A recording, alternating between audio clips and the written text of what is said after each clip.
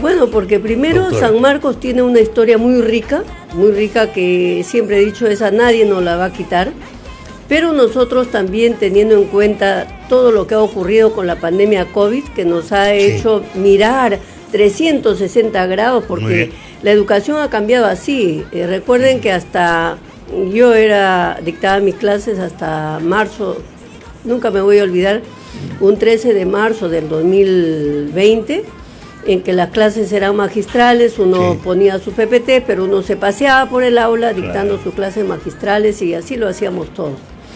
Pero a partir de que viene la pandemia del 16 de marzo del 2020, cuando ya se hablaba de qué iba a pasar, que era una incertidumbre, y creo que fue una incertidumbre para todo el país y más para la educación y la salud también, que eran dos puntos muy importantes. Y se hablaba de todo lo que era tecnología. Sí. Claro, los profesores estábamos preparados, pero no en la forma como se exigía, ¿no? Claro. Tuvimos que capacitarnos, tuvimos que dedicarnos a esto, y algo muy importante que nos hizo ver de que todo en ese momento se tenía que replantear. El manejo de la tecnología se convirtió en una herramienta importante para la educación, también para la salud y también para la vida de todos los seres humanos. Para la vida cotidiana. Yo conozco algunos profesores universitarios que dicen que justamente por la pandemia, por el cambio tecnológico, etcétera, trabajan más. ¿Es cierto que una clase una clase dictada así cuesta el doble de trabajo que una clase normal, digamos? Claro, ¿no? Tiene que dedicarle toda mucho más tiempo, porque tiene que ver la forma como el alumno te entiende a través de la conectividad, ¿no? No es como en la clase presencial que uno puede mirar el rostro del alumno y ver. Eso es muy importante. Usted se da cuenta si le están siguiendo o no, ya por su experiencia, a la vista nada más. Claro. No tiene que preguntarle nada a ese muchacho. No, por ejemplo, en la clase presencial uno podía ver el rostro del estudiante y saber si el alumno estaba concentrado y estaba entendiendo, y aparte no solamente veías eso, veías si el alumno podía tener algún problema también, que eso no se puede evaluar por la conectividad. En la conectividad es totalmente diferente. ¿Y podía tener algún problema de qué tipo, por ejemplo? El problema económico, personal, ¿no? Claro. Yo te cuento que estando en presencial, yo veía a un alumno que en todas las clases él siempre estaba puntualito y era el primero en llegar. Y bueno, pero en pleno invierno se iba con una camisita, ¿no? Y yo veía, pero este chico no tiene frío. Y cuando le tomo el examen, porque él intervenía en la clase, pero le tomo el examen y sale jalado, sale con 7. Entonces le llamo a mi oficina y le pregunto, ¿cuál es tu problema? ¿Por qué tú estás así, que no tienes frío? Y me mira, pues, y me contó algo muy, muy duro para mí, ¿no? Me dijo, mire, doctora, yo soy el hermano mayor, yo salgo a trabajar a las 5 de la mañana de mi casa para llegar, yo vivo en el kilómetro 31 de la carretera Canta, pero trabajo en ATE, pero tengo a mi madre que está con cáncer, entonces está en cama, tengo hermanos menores, entonces yo en la noche, ¿qué hago? Llegando de acá de la universidad tengo que hacerle a mi mamá, dejarle lista, me levanto muy temprano, dejo el almuerzo. Dios mío. Y entonces esa es mi vida. Y mi padre se fue, nos abandonó, ¿no? Entonces son tragedias que se viven en San Marcos, porque San Marcos, como siempre digo, es la universidad del pueblo donde viene toda la gente de todo. Todo el Perú. Es todo el Perú, es el gente Perú muy humilde, profundo. que le cuesta estudiar un montón. Y que le cuesta un esfuerzo sobrehumano. El esfuerzo es enorme. Para poder, ¿no? Y usted se dio cuenta de eso por verlo a este muchacho con camisa. Claro, digamos, por entender que llamó, siendo un invierno tan cruel que se... la humedad de Lima, etcétera, el frío hasta los huesos, uno que está con abrigo lo siente, y entonces yo miraba a este chico, pero qué raro que no tenga... Y era una sola camisa con la que iba todos los días, ¿no? Y ahí, y bueno, yo siempre me he identificado con los Usted sabe que le ha cambiado la vida a ese muchacho con esa reunión, ¿no? No, sí, le cambié la vida porque yo hice una actividad, le llevé todo lo que podía darle y le dije, mira, a partir de ahora tú vas a ser no te preocupes, ¿no? ¿Eso en qué facultad era? En contabilidad. En contabilidad. Claro. ¿Estudiaba contabilidad ese muchacho? Sí, él estudia en contabilidad. La ventaja es que el alumno a partir del tercer año estudia a mediodía en la mañana y en la tarde ya trabaja. O en la noche trabaja, practica, ¿no? Ya practica. Y pues hay otros que estudian en la noche y trabajan en el día. O sea, el estudiante sanmarquino generalmente se caracteriza por tener esa doble función, trabaja y estudia, porque no podría sostenerse sin trabajar, porque ellos vienen de los sitios muy alejados y ese es el esfuerzo que hacen, ¿no? Yo lo viví, yo también tenía que trabajar y tenía que estudiar.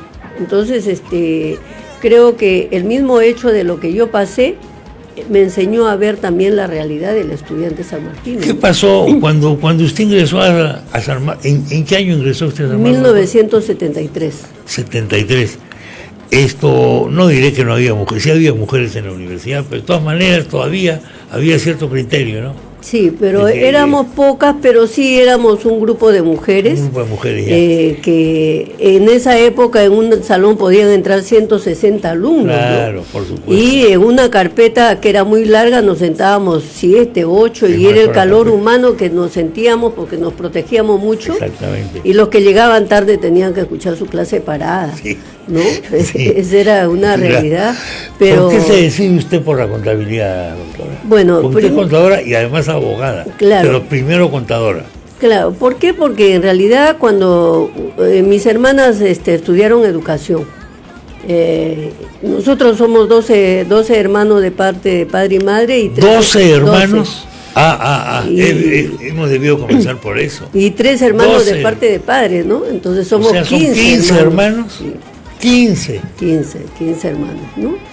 Pero yo veía que mis hermanas trabajaban en educación, tenían que irse a viajar a provincia para poder ganar su dinero, pero también no era como años anteriores, porque yo recuerdo que mi padre siempre hablaba que habían 2 profesiones que eran bien pagadas, la de profesora y la del militar, el policía, ¿no? Pero cuando yo ya estaba en esa etapa vi que ya los sueldos no eran igual. Claro. Entonces decidí estudiar contabilidad porque era una de las carreras que mejor te pagaban en ese momento, ¿no? Y eso a mí me abrió mucho los ojos, tenía otra visión diferente, pero también me abrió muchas oportunidades. ¿Y la universidad con la que usted se encontró era como la que esperaba? ¿O le llamó la atención algo? ¿Usted dónde estudiaba? ¿En el campus universitario? Sí, en la ciudad universitaria, sí. Claro, ¿Y era como se imaginaba más o menos o no era tan así? No, sí, yo me imaginaba más o menos que era así, porque yo venía de un colegio nacional del María Parado de Bellido. Donde también la exigencia era muy fuerte, pero era un colegio que ahora se llama emblemático, pero era un colegio líder, que siempre había una disciplina, un orden, un cumplimiento, ¿no? Hasta en la presentación. Sí. Y que San Marcos también se iba por esa línea de la exigencia y yo estaba trabajando, yo trabajaba cuando postulé. ¿En qué trabajaba? Yo trabajaba en una escuelita como profesora. Profesora, sí, ¿qué enseñaba? Inicial, a los chiquitos que recién entraban, ¿no? Oiga, inicial es bien bravo, ¿eh? Claro, pero me encantaba también. ¿Cómo maneja usted? Bueno, usted tenía la experiencia de la docena de hermanos, ya me imagino. Claro. ¿No? ¿Qué número de hermanos es usted? Yo soy la número 8. La número 8. Ya, o sea, tenía 4 por debajo, digamos. Claro. O 5. 5. 5, ya tenía cierta experiencia. Sí, ¿no? Porque manejar a niñitos de inicial es bien bravo. Sí, pero me gustaba, por ejemplo, y yo les preparaba sus disfraces. O sea, era algo que a mí me nacía enseñar. Porque aparte de que yo recuerdo en primaria yo tenía una sola profesora. Correcto. Que nos enseñaba a coser, a rezar, lenguaje, matemática, religión, y yo nunca me olvido de esa profesora porque lo tengo en una fotografía internamente. Me imagino. Y entonces yo replicaba lo que ella nos enseñaba, ¿no? Con los ella niñitos. Es su maestra inolvidable. Ella es mi maestra inolvidable, y también hay otro profesor inolvidable que es el profesor Víctor Yalán, que me enseñó en el Valle del Chillón, en Obrajillo, porque yo estudié hasta tercer año de primaria, estudié en San Miguel, luego bajé a Obrajillo. Estudiamos en la escuelita fiscal Y antes la educación era todo el día, o sea, estudiábamos en la mañana y en la tarde. Y mire, de San Miguel a Obraquillo todos los días bajábamos a estudiar y volvíamos a subir a almorzar y volvíamos a bajar. O sea, a pie, ¿no? Entonces, pero era una vida sana, natural, con la naturaleza, jugando con los compañeros, viendo cruzar el río Chillón todos los días, ¿no? Que era, que es algo inolvidable, esa es parte de mi recuerdo. ¿Extraña eso? Sí, extraño, pero yo sigo yendo allá, ¿no? Yo siempre voy, a veces los fines de semana me voy allá. Usted me contaba un poquito antes del programa que usted nacía en Canta, sí, en la Sierra de Lima, claro, pero que vivió poco tiempo ahí. Sí, yo nací en el pueblito de San Miguel, que pertenece al distrito de San Buenaventura, a la provincia de Canta. La provincia de Canta, sí. ¿No? Y un pueblito donde veía también cómo mis padres se esforzaban por darnos una educación de calidad. Mi madre era de Oxapampa, pero ella... Oxapampa, la selva central, para nosotros era entender cómo mi madre desde la selva había podido venir a vivir a la sierra y adecuarse. ¿Su padre de dónde era? Mi padre era de San Miguel. De San Miguel Canteño, mismo. Sí. Canteño. Pero mi madre, a pesar de que mi abuelo era una persona que sí nos hubiera podido dar mucho más cosas, sin embargo ella apostaba por sus hijos, ¿no? ¿Su abuelo materno? Sí, mi abuelo materno, ¿no? Y recuerdo también que mi abuelo materno, yo hasta ahora siempre me he preguntado cómo es que él, desde la selva nos hacía llegar él estaba en Oxapampa. En Oxapampa, en el cajón mandaba un cajón de café. Sí, y dentro del café venía las botellas de miel, nos mandaba la chancaque, nos mandaba las latas de manteca y adentro venía el chicharrón y también nos mandaba los fardos de tela para que mi madre nos cosa los vestidos, porque éramos 7 mujeres, ¿no? 7 mujeres. 5 hombres, ¿no? Entonces, esas son cosas que a veces nos preguntamos cómo el amor de un padre hacia una hija, hacia sus nietos, podía hacer que desde Oxapampa pueda llegar hasta Canta, ¿no? Y nunca, en esa época, estoy hablando, ¿no? Muchos años atrás. Hoy día los jóvenes creen que todo es fácil, me comunico por internet, llamo por el celular. En esa época no había teléfonos en este país. No había teléfonos en ese país. En esa época y mucho tiempo después, las carreteras eran muy malas. Eran muy angostas. Muy angostas, era peligro muerte. Sí, Viajar era mortal. Sí. ¿Usted iba a Oxapampa? Sí, he ido, ¿no? Mi madre nos llevó, incluso nosotros hemos vivido un tiempo en Oxapampa. Y recuerdo... ¿Le gusta esa parte del Perú? Me encanta. Mi niñez, una parte de mi niñez que la viví ahí, inolvidable. Para mí, entrar al monte y salir con mi canastita con los huevos de gallina y ver que los pollitos salían atrás, que los patos estaban ahí, vivir con la naturaleza, ¿no? Es totalmente diferente a encontrarte en la costa, en un departamento, con ciertos perímetros que no puedes atrapado, encarcelado, ¿no? Pero yo siempre busco la naturaleza, siempre me gusta la libertad, siempre he sido libre. ¿Cuántos hijos tiene usted, doctora? Yo tengo 3 hijos. ¿Le gusta la naturaleza también? Sí, a ellos les gusta también la naturaleza. Sí. ¿Van a la selva central?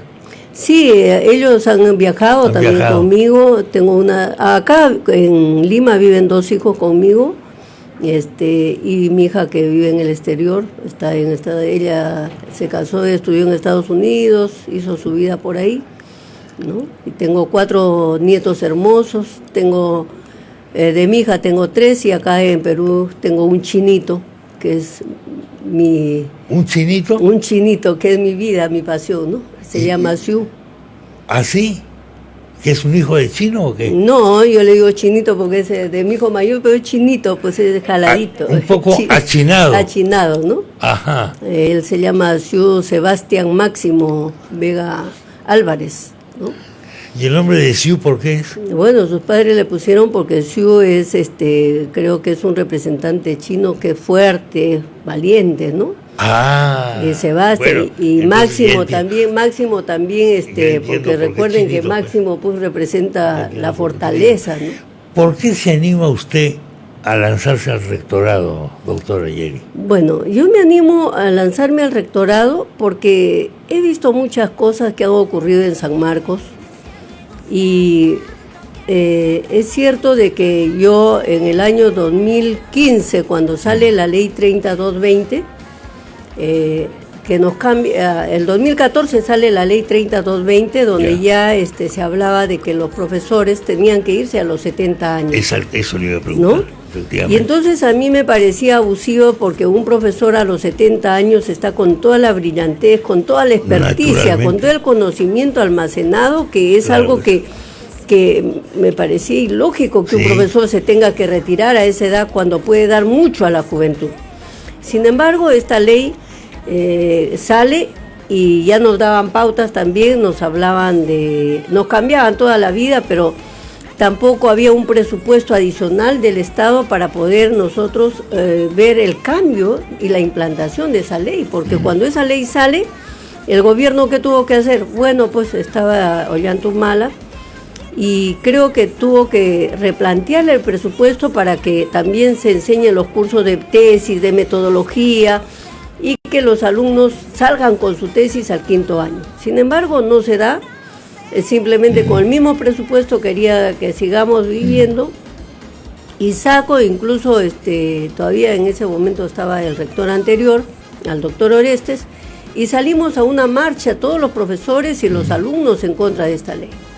Pero se llevó a cabo, se implantó la ley, a pesar de que yo había entrado en 1985, la ley sale con efecto retroactivo para todos los profesores que estamos ahora. Sí.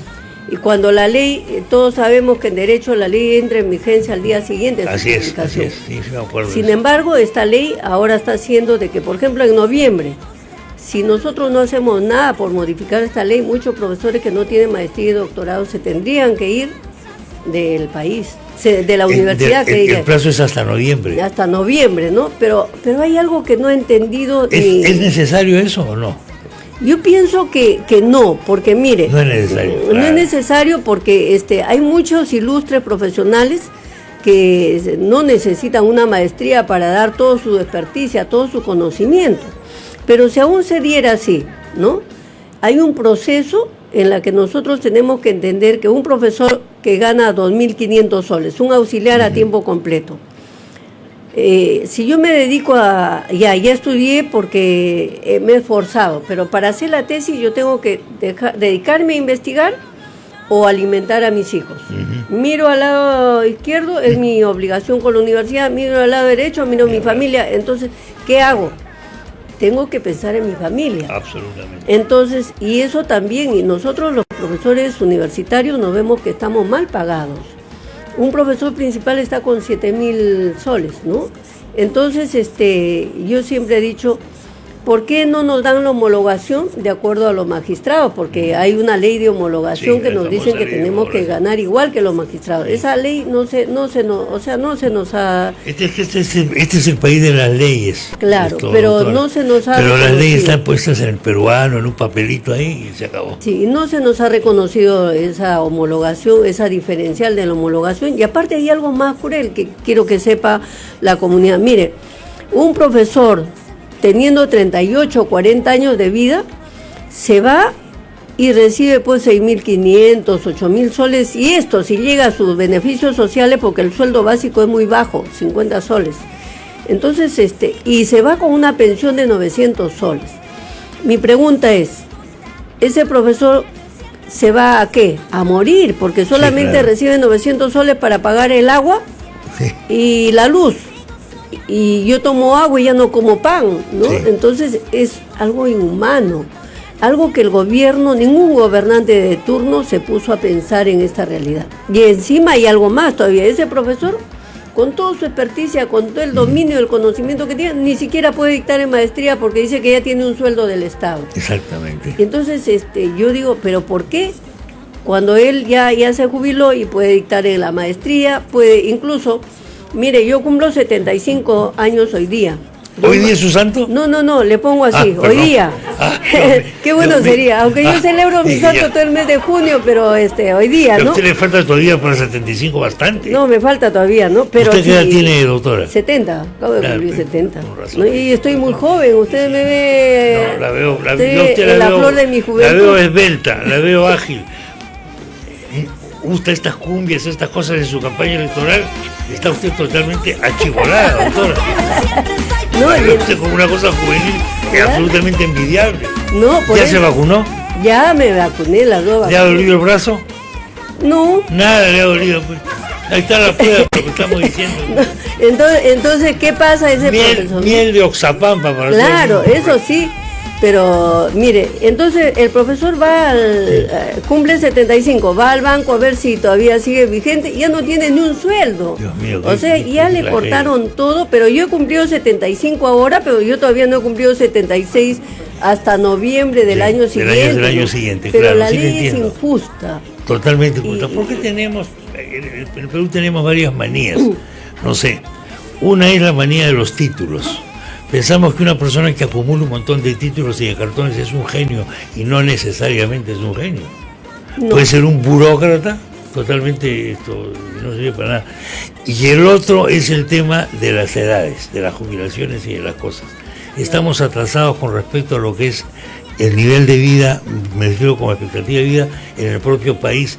Yo entiendo que la norma de los 70 años es una norma, pues, oiga, para los años 40, para los años 50. Claro, antes, cuando no había, pues, el avance de la ciencia, de la tecnología y la medicina, porque hoy día con todas las cosas que hay, ¿no? Entonces, no estamos actualizados, vamos a llamarlo así, científicamente. Claro, el cálculo actuarial, por ejemplo, dice que ahora una persona puede llegar a tener 105 años de vida, exactamente, ¿no? Y entonces, si yo tengo 105 años de vida y puedo trabajar hasta los 75, sí, por lo tanto, todo debería cambiar un poco más. Y ¿cuánto me va a tocar de pensión cuando tenga 104 años? Sí, pues, o sea, ¿no? Y ese es el problema. Entonces, yo lo que pienso es que el docente debería dar sus conocimientos hasta cuando pueda. Para eso están las evaluaciones médicas que nos obligan a pasar. Porque evaluaciones sí, médicas, psiquiátricas, psicológicas eso también. Que es muy importante también. Oiga, porque hay otra cosa de la cátedra universitaria que no sé si ahora habrá desaparecido. Yo he sido universitario, un mal universitario, pero en fin, la comunidad, el diálogo del profesor con los alumnos fuera del aula es muy importante. Claro, es básico, es muy importante. Entonces, el asunto no es que yo tengo acá un sílabus, dicto mi clase, buenas noches, me voy, no. Los alumnos se quedan con el profesor en el patio. Y conversan. Los patios existen por eso. Sí. Yo me acuerdo mucho del patio de San Marcos. Yo siendo escolar, yo estudiaba donde los padres jesuitas en La Colmena, me iba a pie con uniforme de colegio a ver el patio de San Marcos. Había debates estudiantiles, había líos, había una serie de cosas, pero uno se daba cuenta de qué manera el patio se convertía casi más importante que el aula. Claro. Porque los alumnos conversaban con el profesor directamente. Sí, y eso es lo que efectivamente, mire, San Marcos antes de la pandemia, usted podía irse por cualquier patio de derecho, usted veía el taller de danza, avanzaba más allá, estaba el taller de oratoria gratuitos, más allá estaba otro grupo hablando hasta de política, porque también el ser humano tiene que hablar de política multidimensional. Lo que pasa es que ahora estamos acostumbrados, tú que vas a estudiar, ya céntrate, se acabó. No es así. Claro. Así estamos haciendo una universidad, una sociedad de robots, una sociedad de gente hiper especializada ¿en qué? En la nada, porque al final no sabe para qué sirve. Para todo lo que nos viene, ¿no? Entonces, claro. San Marcos, por eso se llama la Universidad de Puertas Abiertas, porque cualquiera puede ingresar y culturizarse dentro de San Marcos. Sí. ¿No? Pero eso ahora ¿Qué piensa hacer usted con el deporte? Bueno, mire, doctora, vamos a repotenciar el deporte. Nosotros tenemos un estadio muy hermoso que se inauguró para los Panamericanos. Tremendo. Entonces, queremos hacer las competencias nacionales, internacionales de todos nuestros estudiantes universitarios y también incentivar todos los deportes, el vóley, el básquet, atletismo, todos los deportes, porque como dice, mente sana, cuerpo sano, ¿no? Sí. Entonces, San Marcos ha sido cuna de muy buenos, ha sido cuna universitaria de deportes, para empezar, para los que sean hinchas de la U, ¿no? Sí, ¿no? Entonces, queremos no sé si usted lo sabe, pero mucha gente dice, ¿y por qué la camiseta alterna? La camiseta de la U es la camiseta crema. Claro, ese es el color de San Marcos, pues, y pero guinda. ¿por qué es la alterna? Es porque es el color de San Marcos. ¿Sabe usted, doctora? Sí. Aprobada.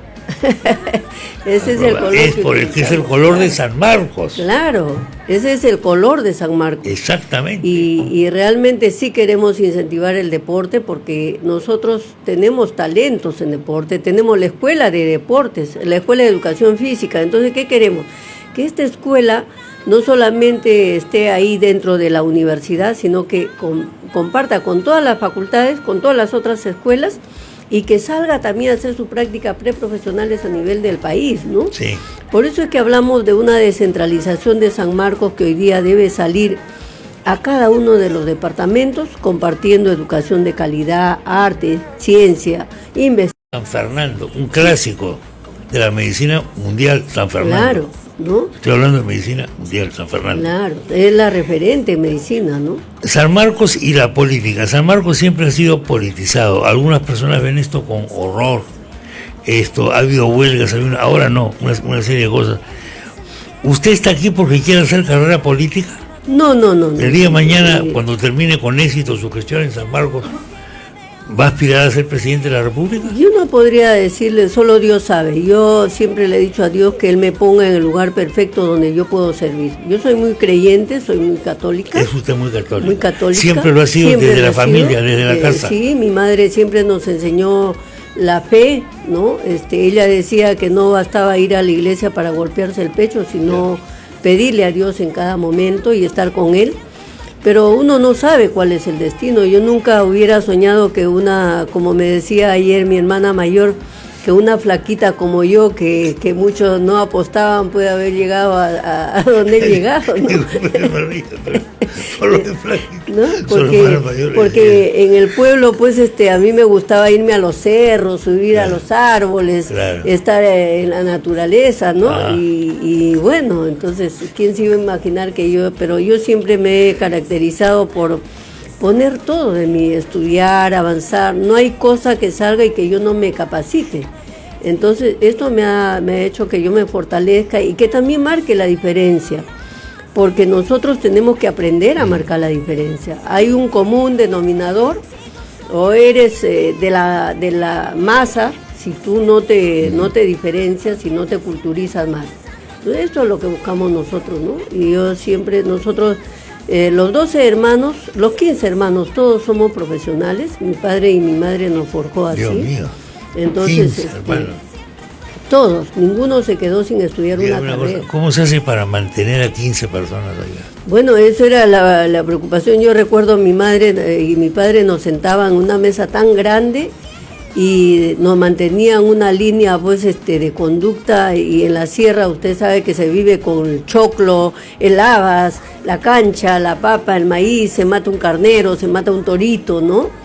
Y mi madre para todos nos atendía, ¿no? Y era una mujer a pesar de que era muy hermosa, yo siempre recuerdo a mi madre, era una mujer muy fuerte, muy valiente, y la veía tan altiva, porque para mí era una muñeca, y hasta ahora le tengo su rostro así, ¿no? O sea, yo lo primero que recuerdo de mi madre era su figura, y cuando ella se iba a ver a mi abuelo y llegaba de la selva y nos traía tantas cosas, nosotros le esperábamos. Esa era la maravilla. Era la maravilla, ¿no? Era la maravilla.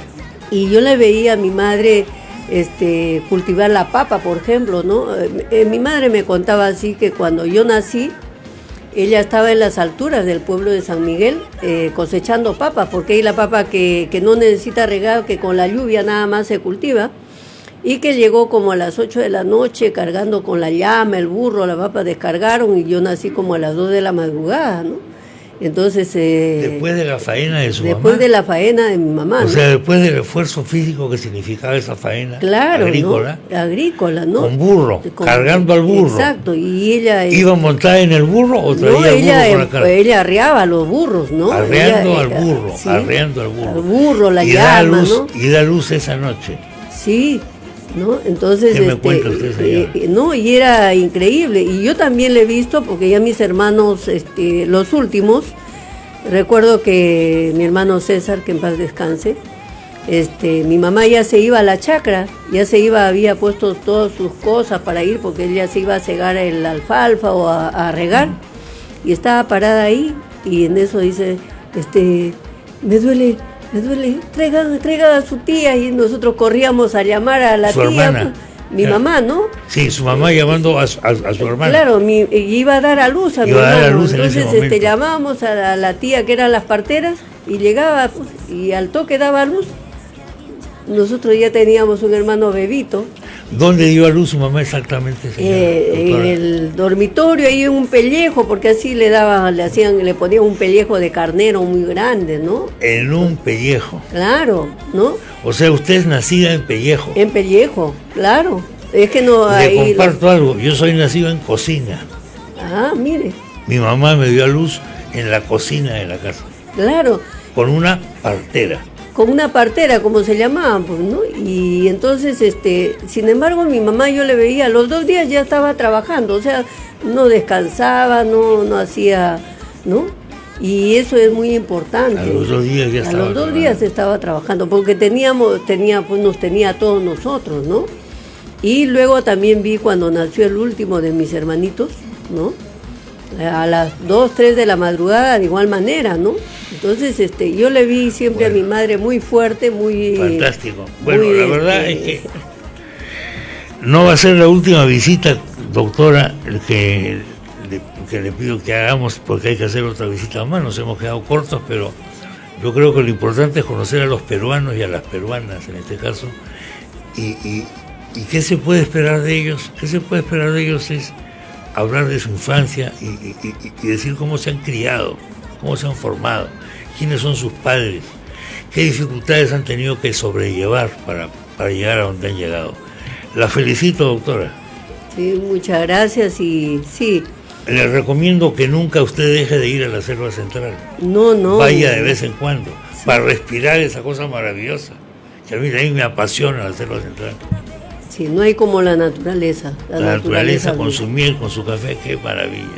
Dios mío. Bueno, un gusto también, señor Chema, un gusto de estar con usted. ¿Verdad que siempre le admiraba viéndole, escuchando por la radio? Pero espero no haberla decepcionado tanto ahora que me ve en persona. Espero que el shock no haya sido tan fatal, tan fatigoso. Le pido 1000 disculpas, así me gano la vida. No te preocupes, se mantiene tan simpático como siempre, entonces eso es lo importante, ¿no? Mantenerse simpático, alegre, joven, dinámico, porque esa es la ley de la vida, ¿no? Así será. Entonces, si usted lo dice, así será. Claro. Un joven de que dice 74. Entonces, más bien quería ponerle un escudito de San Marcos que... Muchas gracias. Un San Martino más de corazón. Su fuerte silbido que mi mente se clava y es algo que me quema y en mi mente se me queda.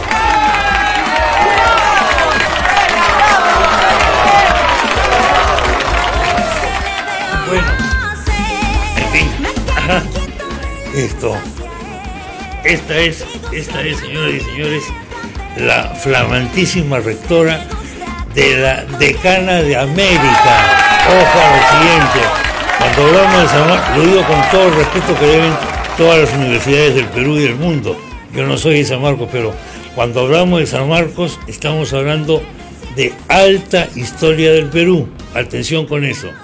Y que la rectora sea una mujer, habla bien de San Marcos y habla bien del Perú, y es un motivo de orgullo en este bicentenario. Muchas gracias, Chema. Saludos en casa. Muchas gracias. Hasta luego.